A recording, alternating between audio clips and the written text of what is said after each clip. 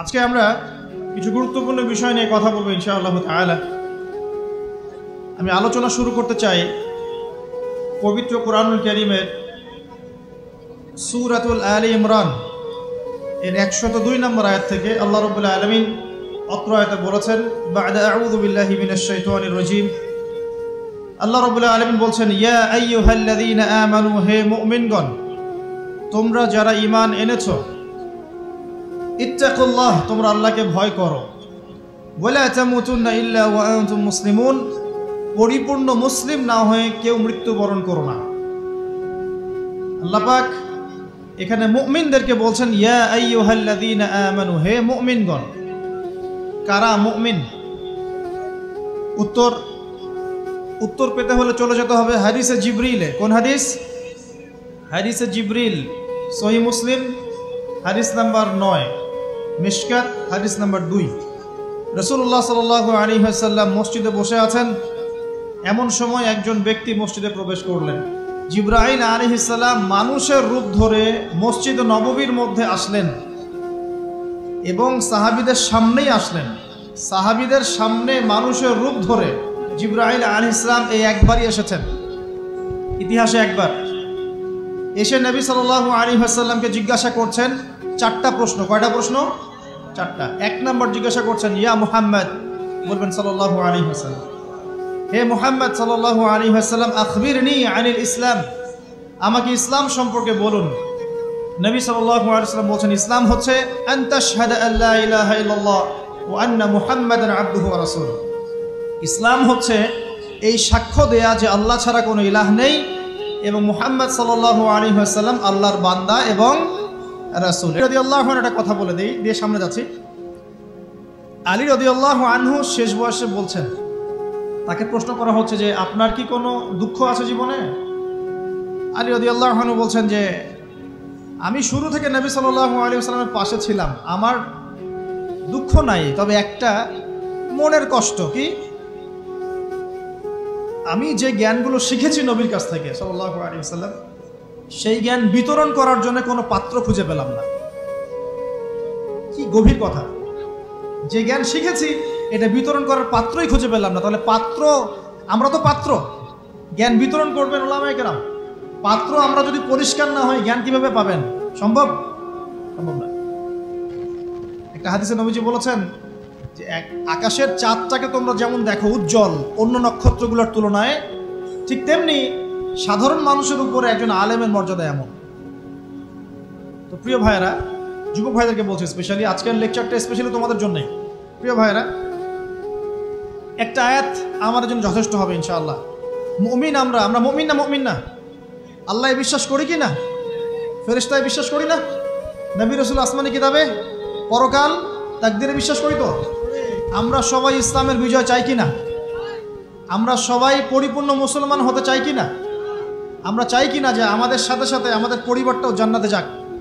এবং আমরা চাই কি না যে আমাদের সমাজটাও ইসলামের আলো আলোকিত হোক? চাই কি না? যদি চাই প্রিয় ভাইয়েরা, আমার 10টা নসিহত। কয়টা? 10টা। জাস্ট 10টা লাইন বলবো, আর আপনাদের ধৈর্য নষ্ট করছেন। 1, জ্ঞান অর্জনের যে কথা বলেছি, জ্ঞান শুধু অর্জন নয়, জ্ঞানের বিপ্লব ঘটাতে হবে। পারবেন ইনশাআল্লাহ? যে যেখানে পড়াশোনা করছেন করেন, কিন্তু ইসলামিক পড়াশোনা বাদ দিয়ে নয়।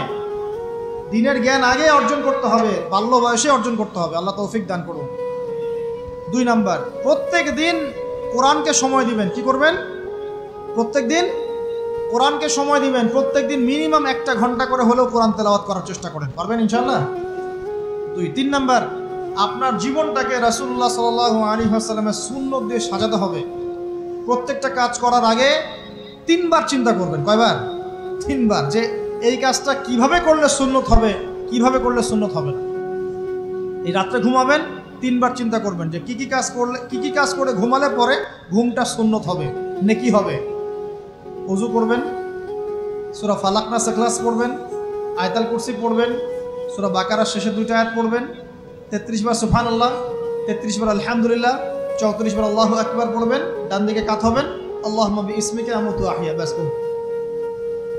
যদি 6 ঘন্টা ঘুমিয়ে থাকেন, 6 ঘন্টার প্রত্যেক সেকেন্ডে নেকি পাবেন ইনশাআল্লাহ। এর নাম সুন্নত। প্রতিটা কাজ সুন্নত মাফিক করতে হবে। আল্লাহু গফুর রহিম।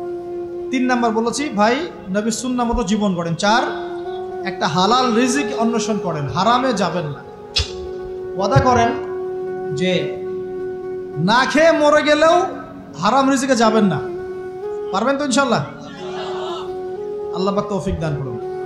5 নাম্বার, পরিবারের আদর্শ হবে জান্নাতি আদর্শ। পরিবারের মধ্যে অনইসলামিক কোনো কালচার ঢুকতে দিবেন না। 5টা। 6 নাম্বার হচ্ছে ইসলামিক কিছু ফাউন্ডেশন বা অ্যাসোসিয়েশন গড়ে তোলার চেষ্টা করেন। এদের কাজ হবে ইসলামের সৌন্দর্যগুলো দিয়ে সমাজ সেবা করা। পারা যাবে না? ওই যে হিলফুল ফুজর নবী সাল্লাল্লাহু আলাইহি ওয়াসাল্লাম তৈরি করেছিলেন না?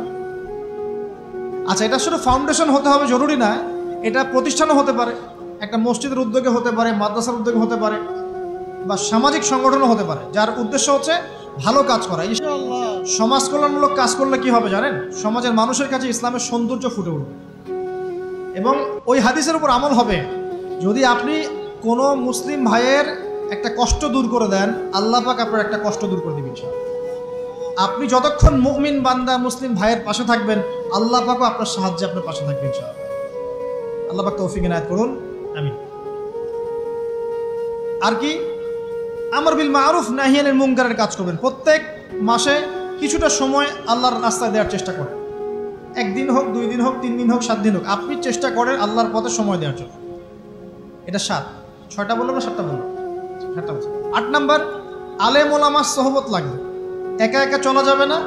আপনি যে আলেম ওলামাদেরকে হক্কানি মনে করেন, আপনার দৃষ্টিতে তাদের কাছেই আপনি পড়ে থাকেন, কোনো সমস্যা নেই। পরামর্শ ভিত্তিক চলবেন এবং আলেমদের মাঝখানে বিভক্তি সৃষ্টি করবেন না, ঐক্যবদ্ধতার চেষ্টা করবেন। আল্লাহ পাক তৌফিক দান। আর 2টো হচ্ছে আপনার পরবর্তী প্রজন্ম, বাচ্চা কাচ্চা যারা আছে, তাদেরকে এখন থেকেই পরিপূর্ণ মুসলমানের মতো গড়ে তুলবেন। আইডল দিবেন। তোমাদের আইডল হচ্ছে ওমর রাদিয়াল্লাহু আনহু, তোমাদের আইডল খালিদ বিন ওয়ালিদ, তোমাদের আইডল আলী রাদিয়াল্লাহু আনহু, তোমাদের আইডল আবু বকর সিদ্দিক, তোমাদের আইডল হচ্ছে তারেক বিন জিয়াদ, মোহাম্মদ বিন কাসেম। এই যে আপনাদের এই এলাকায়, চিটাগাং এলাকায় কত আলেম ওলামা ওলিয়া উলিয়ার পদচারণা ঘটেছে জানেন? ইতিহাস পড়ে দেখবেন, আপনি ইতিহাস পড়তে পড়তে শেষ করতে পারবেন। সেই মুঘলদের আগে পর্তুগিজরা, তার আগে আরও মানুষ এসেছে, আরও বণিকরা এসেছে, সুফি দরবেশরা এসেছেন, পীর সাহেবরা এসেছিলেন, বড় বড় আল্লাহর ওলিরা এসেছেন। আসেন নাই?